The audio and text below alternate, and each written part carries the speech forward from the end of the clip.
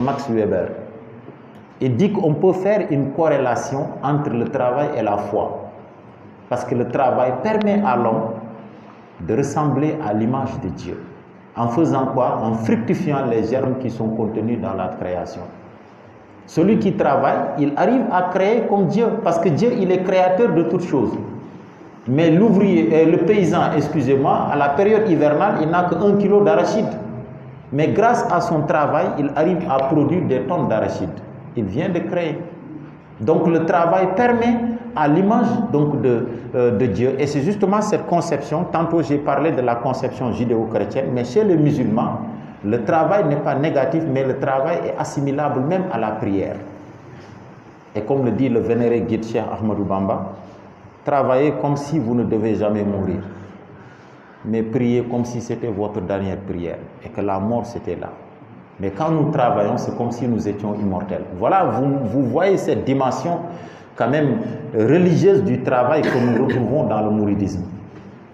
Et c'est une conception quand même positive qui montre que l'homme, il est obligé de travailler. Et c'est la conception même de Kant. Le travail est une obligation morale pour tout homme, car c'est le travail qui nous permet de nous compléter.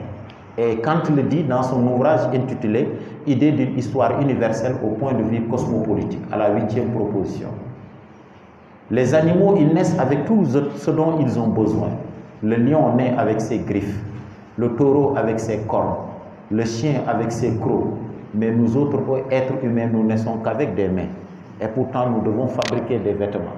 Nous devons avoir où loger. Nous devons manger. Nous devons assurer notre sécurité. Et pour cela, nous devons travailler. Par conséquent, le travail apparaît comme une obligation morale pour tout homme. Ensuite, une autre manifestation de la culture, c'est le langage. Qu'est-ce que le langage? Le langage peut être défini comme tout système de communication qui s'effectue à l'aide des signes. Ainsi, le langage peut être vocal, peut être écrit, peut être gestuel, peut être symbolique, ou même le langage peut être sous forme de code. Okay. Voilà, maintenant, ici quand même, nous n'allons pas exclure l'animal du langage, parce qu'on va se demander, est-ce que le langage, si le langage est un élément de la culture, comme le travail, la raison voudrait normalement que l'on dise que le langage n'appartient qu'à l'homme seul. Mais bizarrement, il y a un langage animal. En effet, le coq chante, le mouton bêle, la vache beugle, le chien aboie. Donc les animaux ont un langage. Maintenant, qu'est-ce qui nous prouve que les animaux ont un langage? Bon, d'abord, nous en faisons l'expérience. Mais cela ne suffit pas. Nous pouvons faire l'expérience car nous vivons avec des animaux. Mais du point de vue philosophique, nous allons nous appesantir sur les travaux d'un biologiste autrichien qui s'appelle Karl von Frisch, qui fait un travail impressionnant sur la danse des abeilles. Les abeilles, évidemment, se nourrissent du miel. Mais pour fabriquer ce miel-là, les abeilles ont besoin d'un ingrédient qui se trouve dans les fleurs qu'on appelle le pollen. Ils ont besoin de tirer cette poudre poussiéreuse dans les fleurs et le nectar de ces fleurs-là qu'elles vont amener dans le ruche et confectionner du miel. Mais chez les abeilles, Karl von Frisch constate qu'il y a une organisation. Il y a les abeilles les plus vieilles qui sont les éclaireuses. C'est elles qui vont voler et aller à la recherche de ces ingrédients-là. Mais quand elles reviennent vers la ruche, elles vont transmettre le message aux autres abeilles beaucoup plus jeunes que sont les ouvrières. Maintenant, lorsque l'abeille revient de butiner, butiner ça veut dire rechercher cet ingrédient-là, l'abeille se met à danser. Soit elle tourne en cercle, soit elle tourne à l'infini, en 8. Et suivant l'accélération et l'inclinaison donc des figures, l'abeille indique à ses congénères la distance à parcourir et la direction du pollen. Et conclut de cela que par conséquent, il y a un langage animal puisque la danse est suivie d'un comportement adéquat. L'abeille vient, elle danse et immédiatement les autres abeilles la suivent et elle les conduit justement là où se trouvent justement les fleurs. Maintenant, comment s'opère ce langage animal? Quelle est la différence entre le langage animal et le langage des humains? Première différence, si l'on prend le cas des abeilles, ce langage étant gestuel mais n'étant pas vocal, nécessite la perception visuelle. Parce que dans l'obscurité, évidemment, on ne verrait pas les abeilles danser. Le langage des humains ne connaît pas cette limitation. car nous communiquons même dans l'obscurité. Et les plus belles communications se font dans la nuit noire. Vous le savez mieux que moi. Alors, deuxième différence. Oui. La deuxième différence, c'est que le langage des animaux, de manière générale, est un langage héréditaire. Héréditaire, ça veut dire que l'animal ne l'a pas appris. Un mouton n'apprend pas à embêler. De la seconde après où l'agneau naît, voilà, il va embêler comme ses congénères. Mais où est-ce qu'il l'a appris? C'est parce que c'est un langage héréditaire. Tandis que chez nous, les humains, le langage n'est pas héréditaire, le langage est acquis. Ce n'est pas parce que tes parents sont peuls que tu vas forcément parler peul. Tes parents peuvent être wolof, mais tu peux ne pas parler wolof. Si tu grandis en France, tu parleras français. Tu grandis en Chine, tu parleras chinois. Tandis qu'un chien que tu prends, que tu élèves parmi des bœufs, le chien ne pourra jamais beugler, impossible. Il ne peut qu'aboyer, car son langage est héréditaire. Même si tu le prends depuis un chiot.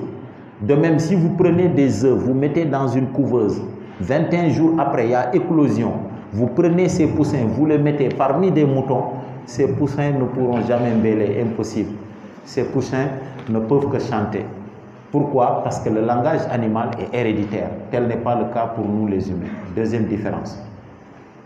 Troisième différence, c'est que le langage des animaux est stéréotypé. C'est-à-dire, le langage des animaux est répétitif. C'est le même son qui va revenir à plusieurs reprises. Exemple, votre mouton qui a faim, qui a soif, qui est malade, bon, il ne peut que bêler. Maintenant, comment toi tu peux le savoir?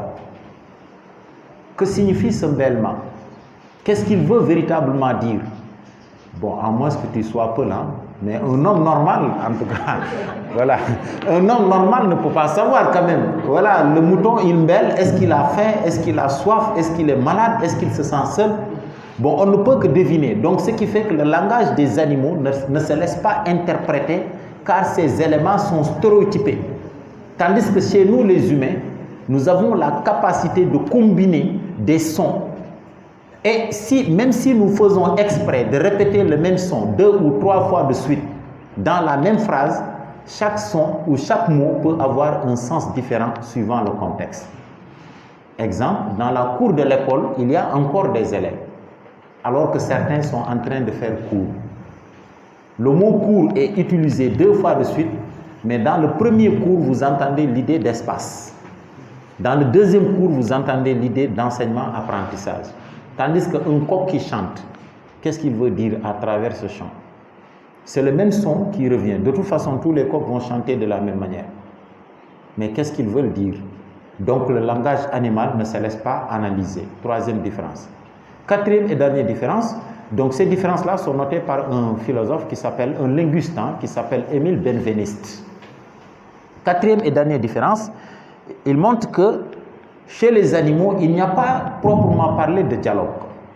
Car le dialogue suppose une manifestation, une réaction linguistique face à une manifestation linguistique. Qu'est-ce que dialoguer?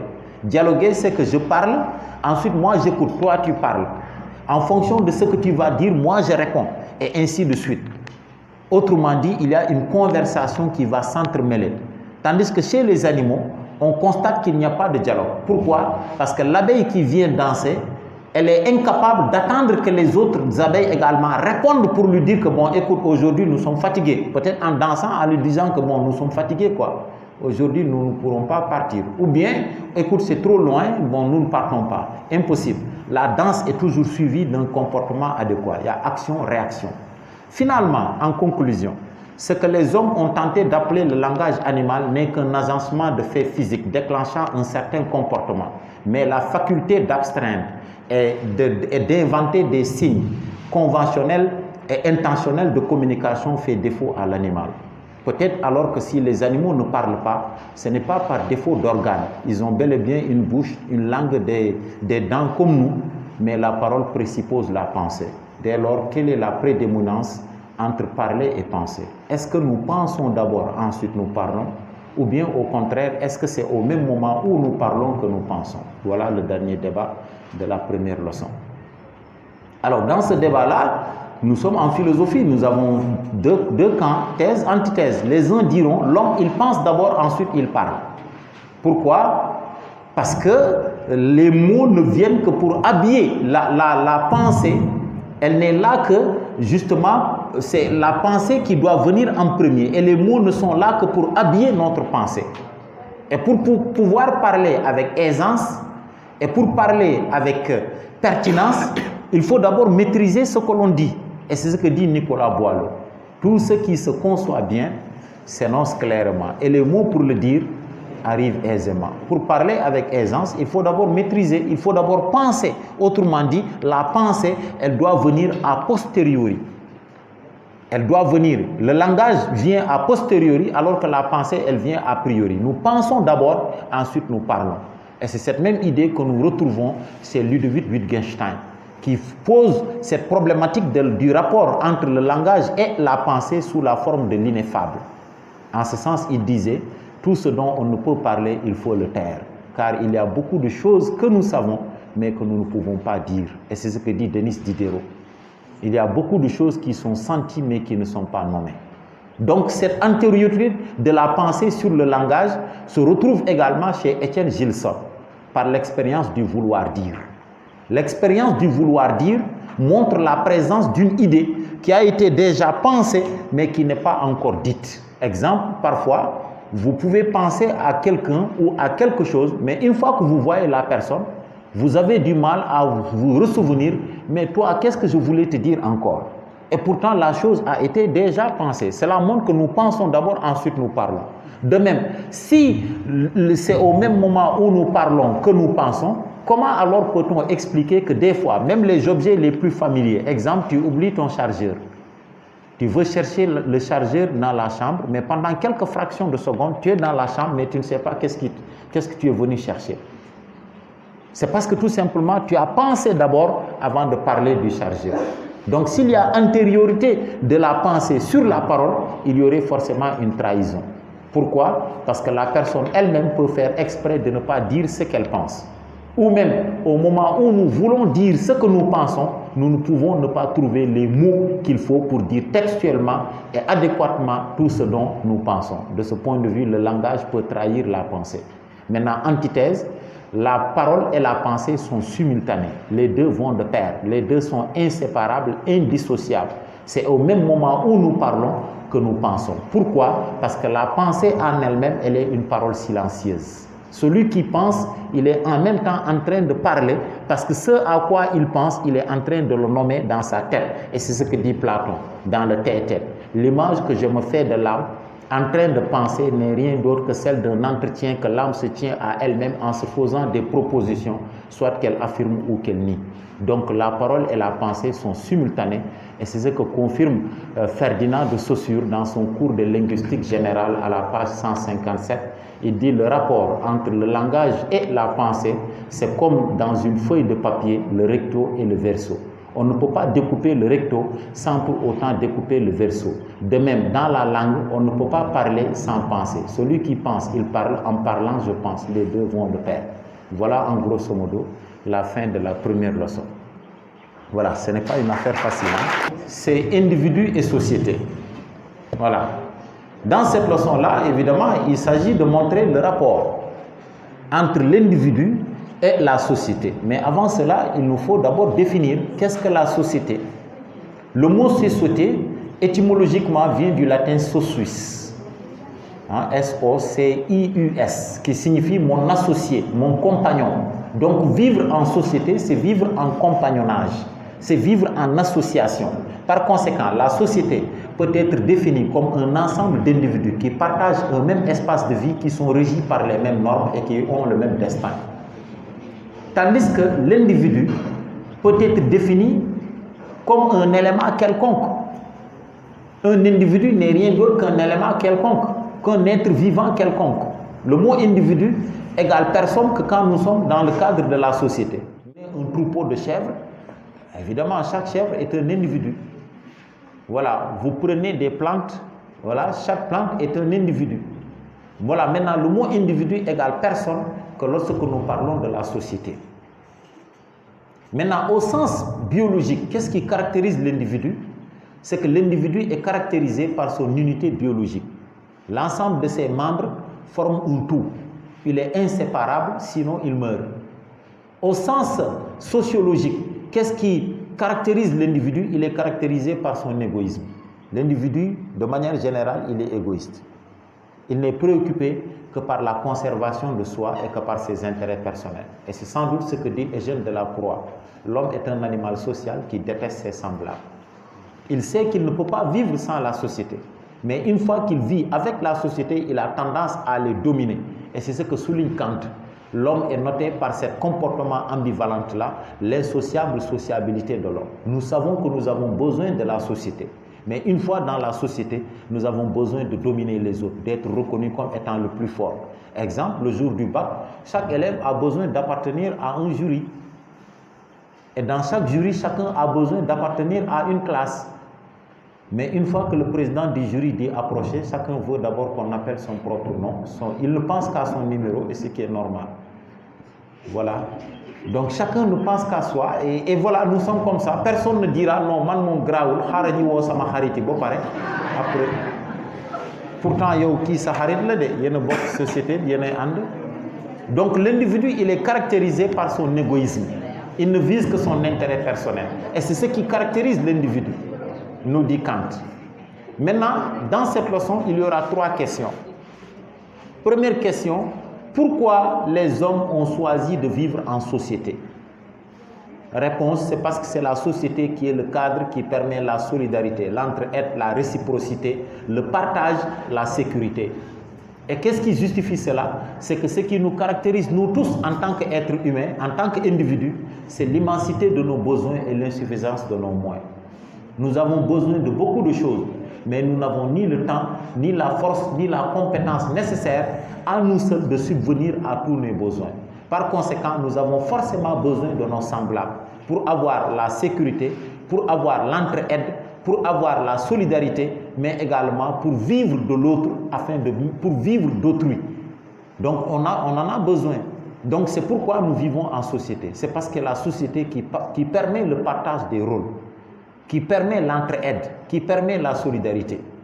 Deuxième question maintenant, quelle est l'origine de la société? Et c'est la question purement philosophique. Par rapport à cette question, nous aurons 3 réponses, 3 philosophes.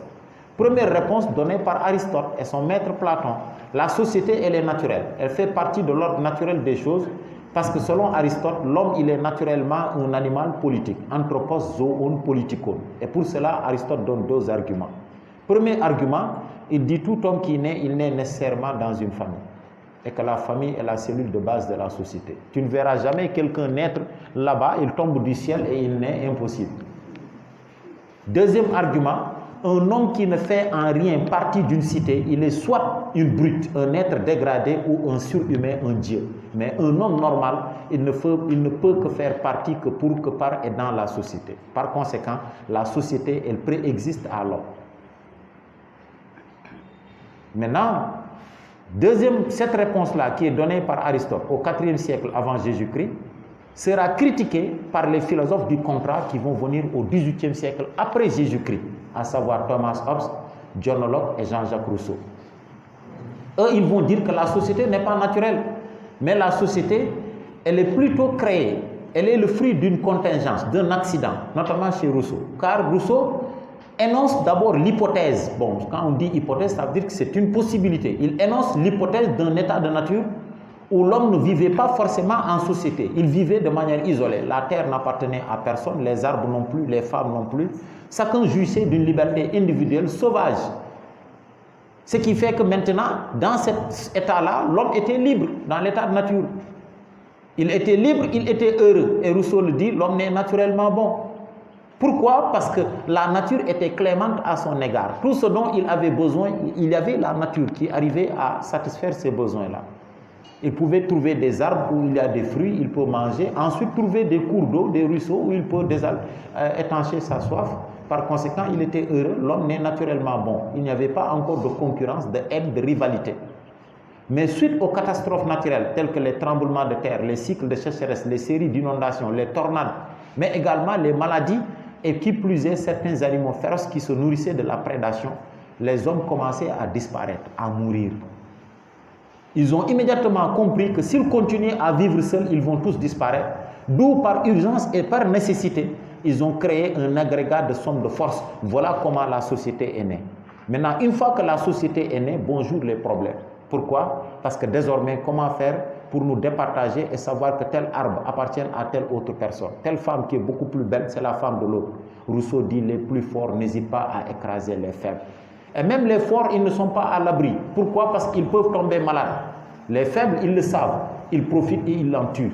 Ils peuvent être fatigués en train de dormir, de se reposer. Les faibles profitent par conspiration et le tuent. Et Rousseau écrit, le plus fort n'est jamais assez fort pour rester toujours le maître s'il ne transforme sa force en droit et l'obéissance en devoir. Pourquoi? Parce que l'homme était devenu maintenant méchant. Rousseau complète la citation. L'homme n'est naturellement bon, c'est la société qui le déprave, qui le corrompt et qui le rend méchant. Maintenant, quelle est la solution chez Rousseau?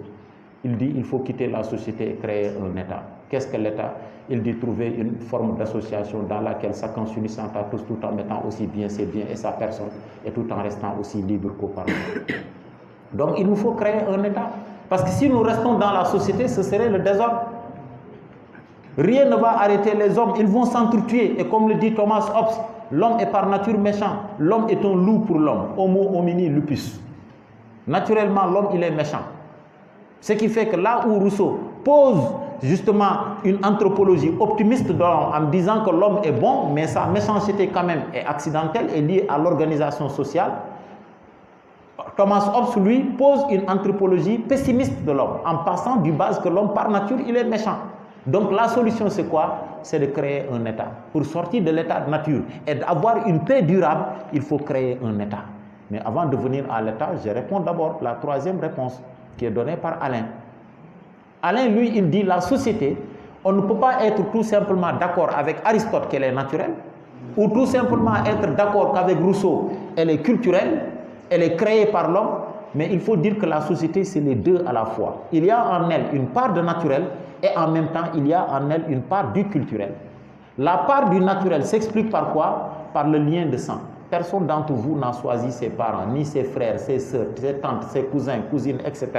C'est le lien de sang, c'est la nature. Tu nais, tu trouves déjà qu'il y a oncle, grand-père, grand-mère, sœur, tante, cousin, voilà, une famille africaine, bien bâtie et bien nombreuse. Et voilà, c'est comme ça. Tu ne choisis pas, c'est comme ça. Maintenant, la part de voulu, la part de créer, c'est nous qui choisissons, car nous choisissons nos fréquentations, nous choisissons nos amis. Nous choisissons, on peut faire connaissance avec quelqu'un, mais ce n'est pas mon ami. Je ne lui parle pas de tout. Jamais si j'ai besoin de 1000 francs, je lui dirai, bon copain, est-ce que tu peux me prêter 1000 francs? Parce que ce n'est pas mon ami, c'est juste une connaissance. Nous choisissons nos fréquentations. Tu peux habiter ici, dans ce quartier à Pire, alors que tes amis sont à l'autre côté. Et pourtant ici, il y a des jeunes de même âge que toi. C'est parce qu'on ne fréquente pas n'importe qui. On ne peut fréquenter que des gens avec qui nous formons évidemment cette même affinité-là. D'où donc la société, il y a en elle une part du voulu et une part du naturel. La part du naturel s'explique par le lien familial et la part du voulu, la part du créé s'explique par l'extension de la famille, le mariage, mais également par les fréquentations, par l'amitié, voilà, qui nous lie. Donc voilà en grosso modo. Et enfin, dernière question pour cette leçon individu et société. Comment faire pour vivre dans une société sans problème? Et même, est-ce qu'une société sans problème, c'est possible? Voilà, immédiatement, je dirais que oui. Les élèves me diront non, ce n'est pas possible. Mais la première réponse, c'est oui. C'est possible, hein? Une société sans problème où tout le monde est normal, c'est possible. Pourquoi? Parce qu'il y a des normes. Le mot normal vient du mot norme. Dans la société, il y a des règles, des normes.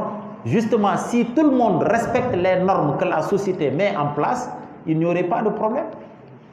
Les normes, on ne les a écrites nulle part, mais tout enfant qui naît, les parents et la société se chargent de son éducation pour faire de lui un individu modèle.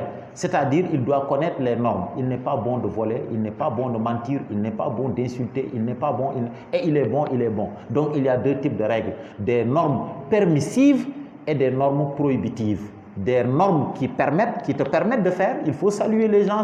Exemple, l'enfant, il vient, il a encore 2 ans, voilà, 3 ans, 5 ans, il vient, il trouve des invités, son parent, mais il ne salue personne. Immédiatement, son parent, de manière assez pacifique, il va lui remonter un peu les bretelles. Yo, don yo. nuyul sa papa, etc. Dès que les gens partent, il corrige. La prochaine fois, ou bien il insulte. Voilà. Donc c'est des normes de la société. Ou bien il revient avec quelque chose qui ne lui appartient pas. Toi, le parent, tu dis non, graoul. Parce que ça, il faut que ça, c'est des normes, c'est des règles de la société. Ces règles-là, l'enfant doit les comprendre pour qu'après demain, il peut vivre convenablement dans la société. Maintenant, justement, si tous les individus conforment à la fois leurs paroles et leurs actions à la réglementation que la société met en place, il n'y aurait pas de problème. Mais malheureusement, antithèse, comme vous le dites, ce n'est pas possible. Tout le monde ne peut pas respecter les règles. Premièrement, parce que les règles accablent la société. Les règles nous étouffent. Les règles nous empêchent un peu d'être libres. Et puisque l'individu, lui, il n'est préoccupé que par son plaisir et par son bonheur personnel, il va tout faire pour violer les règles. Et parmi les gens qui ne respecteront jamais les règles, on va les classer en 3 sous-groupes. Les premiers, ce sont les marginaux. Dans le mot marginaux, vous avez la marge. La marge, c'est la ligne rouge que vous laissez et que vous n'écrivez pas. Donc, qu'est-ce qu'un marginal? Un marginal, c'est quelqu'un qui s'écarte de la société et qui a échoué son intégration sociale. Il ne veut pas faire partie du groupe. Il se contente de vivre sa différence comportementale à l'écart du groupe. Il veut s'écarter. Maintenant, il y a 2 types de marginaux. Les premiers, c'est la société elle-même qui va les écarter. Pourquoi? Parce qu'ils ont un comportement nuisible et dangereux. Ce sont des vomis de la société. Ce sont des ennemis publics numéro 1. Exemple, les voleurs, les toxicomanes, les pédophiles, les homosexuels, les agresseurs, les lesbiennes. Malheureusement, il y en a dans toutes les sociétés. Vous me direz non, Tivaouane, c'est une ville sainte. Je suis désolé, quelle que soit la sainteté de Tivaouane, il y a des voleurs. D'ailleurs, même j'ai été victime de vol. En parenthèse, et pourtant j'habite à Tivaouane. Donc vous imaginez notre affaire qui montre que la société, c'est ça. Voilà, maintenant les deuxièmes types de marginaux, ce n'est pas la société qui les écarte, mais c'est eux-mêmes qui ont décidé, à travers leur comportement, à travers leur accoutrement, de s'écarter du groupe. Ils veulent tout simplement vivre leurs différences comportementales à l'égard du groupe, à l'écart du groupe. Exemple, vous avez les Ibadou. La société sénégalaise, bon, tout le monde jeûne un jeudi, mais eux, depuis mercredi ou mardi, ils ont commencé, quoi. La Korité, c'est pour eux, ils n'ont pas encore vu la lune, hein. Bon, la Korité, c'est un mercredi, eux, depuis lundi ou mardi, ils ont déjà commencé à consommer, quoi. Oui, certes. Alors, donc, voilà, ici, c'est juste un exemple, hein. Donc voilà, nous faisons ce constat-là parce que c'est des faits de la société qu'il faut étudier. Et puisque nous sommes philosophes, et comme l'a dit M. Dien, la philosophie est une réflexion critique sur la totalité. Nous réfléchissons sur tout. Donc nous réfléchissons également sur ces faits donc, de la société-là. Donc ce qui fait que nous faisons ce constat-là. Maintenant, ces deuxièmes types de marginaux, on ne dit pas forcément qu'ils ont tort. Parfois même, c'est eux qui ont raison. Mais seulement, ils s'écartent du groupe. Ils ne font pas les mêmes choses que la société. De même, un Baïfal, je parle des vrais, de par ses dreadlocks et de par son accoutrement, il s'écarte et il ne ressemble pas aux autres. Ok, donc voilà pour les marginaux. Les deuxièmes types d'individus qui ne respectent pas les normes, les règles de la société, ce sont les déviants. Qu'est-ce qu'un déviant? Le mot déviant vient du latin via, qui vient du verbe dévier, qui vient du mot déviation. Donc dévier, c'est changer de direction, trouver une autre alternative, proposer un autre cheminement justement à l'alternative sociale déjà proposée. Donc le déviant, son seul problème, c'est qu'il est en avance par rapport à sa société. Lui, il a clairement raison par rapport à sa société, mais son seul problème, c'est qu'il est en avance. Ce qui fait que les règles ou les normes que sa société est en train donc de suivre, pour lui, ces normes-là sont dépassées, sont obsolètes, sont caduques, sont révolues. Ces normes doivent être changées maintenant pour élaborer de nouvelles règles, par conséquent fonder une nouvelle société. Malheureusement, puisque deux vérités ne peuvent pas cohabiter ensemble, Le plus souvent, 99% des déviants, ils sont soit torturés, humiliés, insultés, agressés, emprisonnés, exilés et parfois même tués par leur propre société. C'est l'exemple de tous les prophètes que vous prenez. Vous prenez le prophète Jésus-Christ, crucifié par les Romains, et pourtant il avait raison. Vous prenez Moïse, pourchassé par le pharaon, il voulait le tuer, et pourtant il a raison. Vous prenez le prophète Mohammed, combattu, insulté, agressé, violenté, exilé en Médine, et pourtant il a raison. C'est l'exemple de tous les révolutionnaires que vous prenez. Thomas Sankara, Mohamed Kadhafi, Nelson Mandela, Patrice Lumumba, et même Ousmane Sonko emprisonné.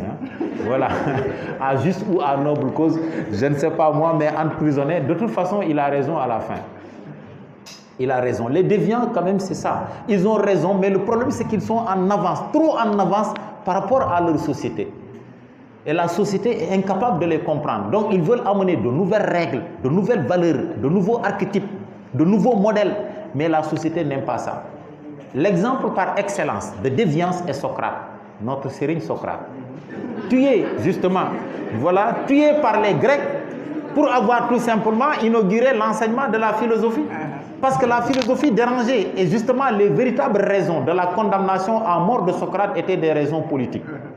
Socrate disait que le meilleur régime politique qu'il faut, ce n'est pas la démocratie. Car la démocratie, venant du grec démos et kratos, le pouvoir du peuple par le peuple et pour le peuple, si c'est le peuple qui choisit ceux qui vont nous gouverner, le peuple peut se tromper et choisir des médiocres. Et quand les médiocres nous gouvernent, les maux de la cité ne cesseront jamais. Ce qui fait que le meilleur régime politique qu'il faut, c'est l'aristocratie. Aristos, meilleur, Kratos, pouvoir. L'homme qu'il faut à la place qu'il faut. À chaque poste, il nous faut des hommes compétents, des hommes vertueux, des hommes intègres, des hommes aptes à servir d'exemple aux autres citoyens et à les éduquer. Tant que les philosophes ne seraient pas rois et les rois philosophes, les mots de la cité ne cesseront jamais. Et Socrate le dit, évidemment, quand je dis Socrate, vous savez que c'est Platon qui écrit, parce que Socrate n'a jamais écrit d'ouvrage. Et Platon le dit dans sa République 10. Tous les philosophes doivent être rois, ou les rois philosophes. Ici, par philosophe, attendez tout simplement ceux qui recherchent la connaissance. Dans chaque poste, il faut donner quelqu'un qui a les compétences. Tu veux un ministre de la pêche, mais donne à un pêcheur. Lui, il va à la mer, il sait ce qui se trouve là-bas, mais tu donnes à quelqu'un comme moi qui ne sait même pas nager. Voilà, qu'est-ce que tu veux? Un ministre de l'agriculture, quelqu'un qui n'a même pas de champ. Qu'est-ce qu'il fait dans les bureaux? À dormir là-bas? Un ministre des Sports, quelqu'un qui ne sait même pas jongler une balle. Ministre de la Santé, quelqu'un qui ne sait même pas prendre une piqûre. Comment il peut connaître le problème de la santé? Ministre de l'Éducation nationale, quelqu'un qui n'a jamais été dans les classes. Comment peut-il connaître le problème des enseignants et des élèves afin d'y remédier et d'apporter des solutions? Donc, à chaque poste, il nous faut des hommes compétents, des hommes vertueux, des hommes intègres. Et enfin, le dernier type d'individu qui ne respecte pas les normes, c'est la folie, les fous. Les fous également, ils vivent avec nous dans la société. À Pire, bon, je ne sais pas s'il y a des fous, mais en tout cas, à Tivaouane, il y en a. Voilà, j'ai vu des fous là-bas au garage. Maintenant, dans chaque société où vous allez, vous avez des fous. Les fous également, ils sont avec nous, ils vivent dans la société, mais ils ne peuvent pas respecter les règles. Pourquoi? Parce que leur raison est en vacances. Ils ont un dérèglement du comportement chichique. Ils ne peuvent pas comprendre les règles. La règle voudrait qu'on soit propre, mais le fou, il peut rester pendant une année, peut-être par accident, à la période hivernale, il se lave. La règle voudrait qu'on se rase la tête parfois, mais le fou, certains, ils ont évidemment, vous voyez, ils sont complètement sales. La règle voudrait qu'on porte des habits, mais le fou, il peut être nu même au garage. Pourquoi? Parce qu'il n'est même pas conscient de sa nudité. Sa raison, évidemment, il est en manque de raison. C'est pourquoi en philosophie, peut-être on l'appelle un déficient mental. Il a un dérèglement du comportement chichique et il a un problème de repérage spatio-temporel. Il peut marcher jusqu'au garage et lui, il ne sait pas qu'il est au garage. Il peut penser même qu'il est dans sa chambre. Donc, ce qui fait que le fou également appartient à la société. Donc, voilà en grosso modo la deuxième leçon. Voilà, la troisième, conscience et inconscient. Dans cette leçon conscience et inconscient, comme vous le savez, toujours il faut revenir à la question de départ. La question de départ, c'est qui est l'homme, qu'est-ce que l'homme? Nous disons que l'homme est un animal, très bien, mais qu'est-ce qui le distingue des autres animaux? C'est la raison, c'est la conscience. Très bien, mais dès lors, qu'est-ce que la conscience? Le mot conscience, étymologiquement, vient de deux mots latins, de cum, C-U-M, et de scientia, qui signifie avec science, avec connaissance, accompagné de savoir. Donc la conscience, c'est la représentation claire que l'homme a de ses propres états et de ses propres actions. Je suis conscient quand je parle et je sais que je suis en train de parler. Très bien. Maintenant, ainsi défini, nous voyons qu'il y a trois types de conscience. Il y a une première conscience qu'on appelle la conscience spontanée ou la conscience immédiate. Cette conscience, nous la partageons même avec les animaux. Les animaux peuvent entendre les bruits, peuvent nous voir, peuvent se repérer dans l'espace. Exemple, tu as des moutons qui errent dans le quartier. Les moutons savent reconnaître leur maison. Si personne ne les attrape, ces moutons vont revenir. Tu as un chien, les chiens qui errent, ils peuvent sortir de chez eux, errer jusqu'au garage, ensuite revenir encore chez eux. Donc cette conscience, nous la partageons avec les animaux. Mais les deux autres consciences, c'est nous seuls êtres humains qui l'ont. La première ici, elle s'appelle la conscience morale ou la conscience de l'action. C'est la conscience qui permet de donner des jugements de valeur à nos actions. Exemple, parfois tu fais quelque chose, mais quelque part tu as des remords. Ah, mande ni ma waxee ak kii waruma woon waxee ak moom noonu. Sans que personne ne te parle. Mais au fond de toi, tu as des regrets, des remords. Qu'est-ce qui t'a permis d'avoir des remords, des regrets? C'est parce que tu as au fond de toi un guide intérieur qui te permet de juger tes actions et l'action des autres. Les animaux n'ont pas cette conscience-là. Un lion qui a faim, qui mange un élève, bon, les professeurs ne sont pas nombreux, donc j'épargne les professeurs. Un lion qui a faim, qui entre dans cette salle et qui mange un élève, bon, c'est normal, hein? Bon. Ah, de toute façon, le lion, lui, il n'est pas conscient de son acte. Ce qui l'intéresse, c'est la nourriture. Exemple, votre chèvre qui entre dans la cuisine, inutile de la battre, hein? Même si tu bats cette chèvre-là, elle va revenir encore. Pourquoi? Parce que l'animal n'est guidé que par son instinct. Il n'est pas conscient qu'il a fait ceci ou cela. Il n'en est pas conscience. Exemple, tu laisses ton champ sans clôture, des vaches qui entrent dans le champ, ce n'est pas la faute des vaches, hein? C'est peut-être le berger qui aurait dû faire attention, etc. Mais ce n'est pas les vaches, parce que les vaches n'ont pas de conscience pour savoir que ça c'est un champ, on ne doit pas manger, on doit faire du tort, c'est une action qu'il nous faut faire ou qu'il ne faut pas faire, en vue du bien ou du mal, l'animal ne peut pas. Deuxième conscience que nous seuls nous avons et que les animaux n'ont pas, c'est la conscience psychologique, encore appelée la conscience réfléchie ou tout simplement la conscience du savoir.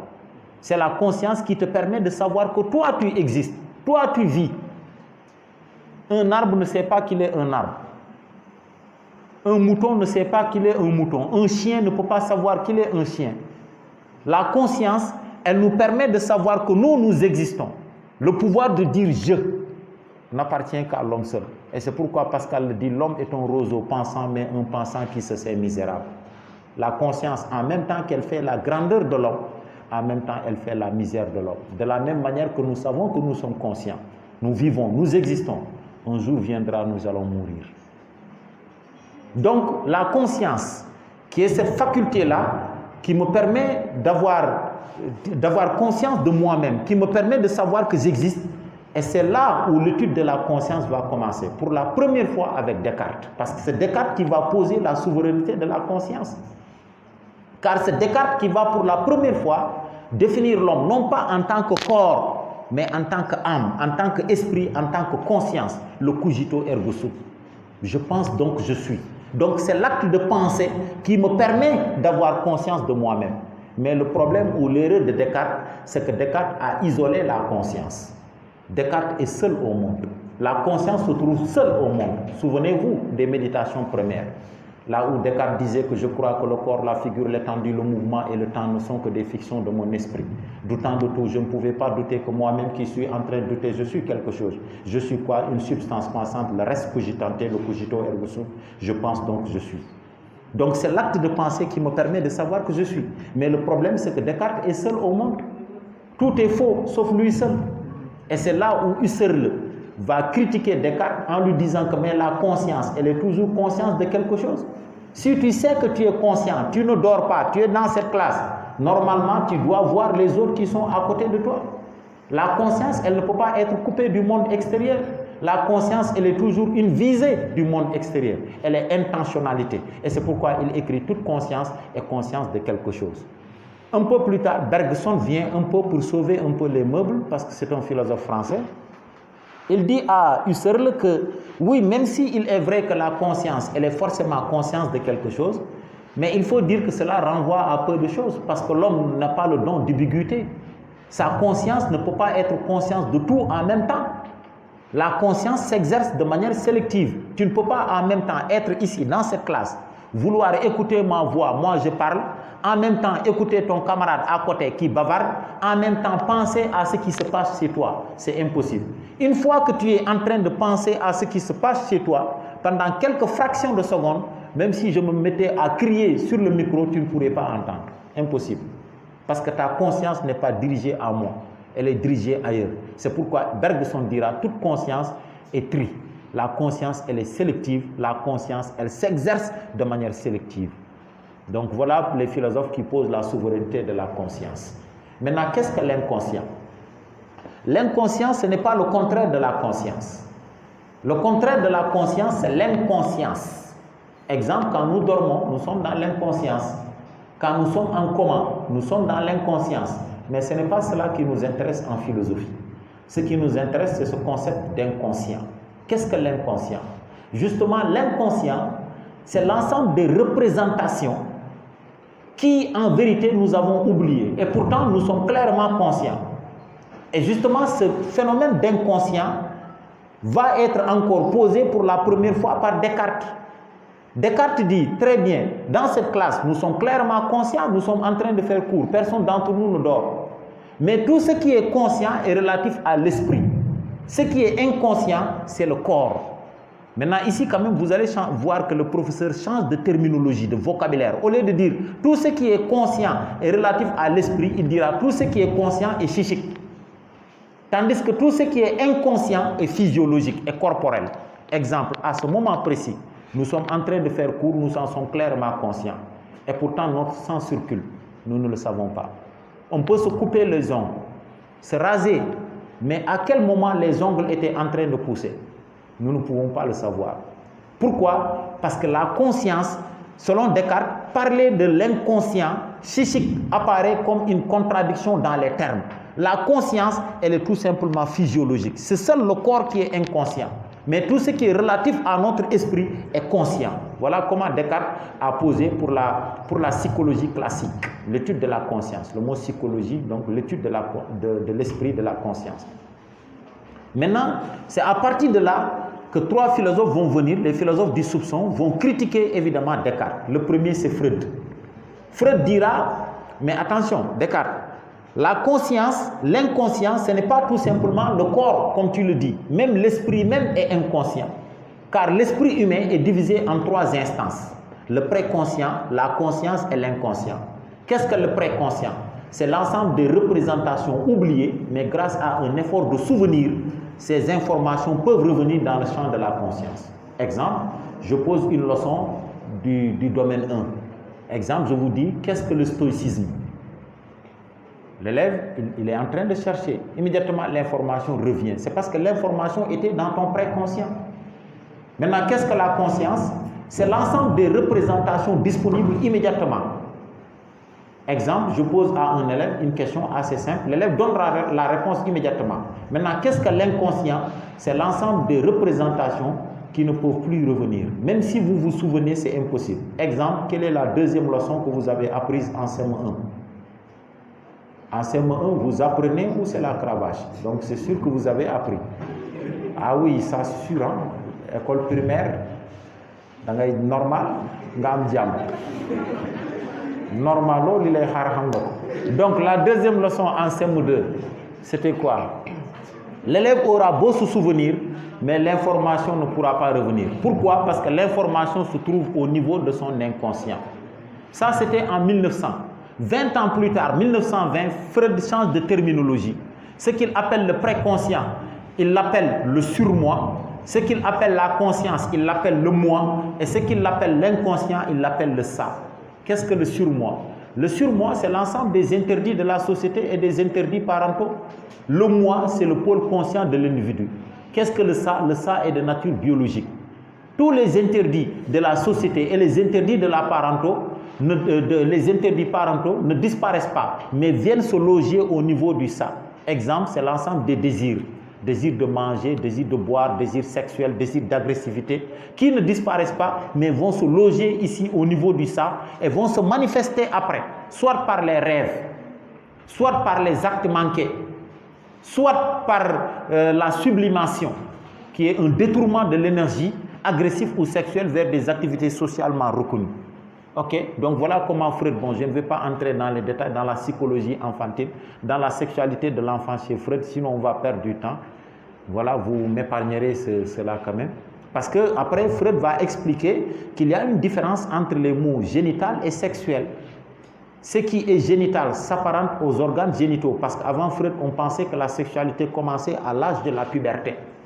Mais Freud va montrer que le mot sexuel englobe tout le corps, et que la sexualité commence depuis chez le nourrisson, le bébé. Ainsi, l'enfant de 0 à 1 an éprouve du plaisir sexuel. Mais à ce moment, ce plaisir sexuel est orienté au niveau de la bouche et il l'appelle le stade buccal. Ensuite, le stade sadico-anal, ensuite le stade phallique, ensuite le complexe de castration, le complexe d'Oedipe, la période de latence et enfin l'âge de la puberté. Bon voilà, je ne vais pas entrer dans les détails pour passer à la leçon sur la liberté. Maintenant, bon, il y a un problème, c'est que la problématique de la conscience ou de l'inconscient, lorsque cela est posé, il y a un débat qui s'est posé entre les philosophes. Est-ce que l'hypothèse de l'inconscient psychique exclut la liberté du sujet? Est-ce qu'au moment où on dit que la personne n'est pas forcément consciente de ses actes, pourquoi? Parce qu'il y a autre chose qui le pousse à agir, qui est lié soit à son instinct sexuel, chez Freud, qui est lié peut-être aux conditions économiques d'existence dans lesquelles ils vivent, Karl Marx, qui est lié peut-être à l'instinct d'agressivité, à la haine, Nietzsche. Est-ce que de ce point de vue, on peut dire que le sujet, à ce moment précis, il n'est pas conscient?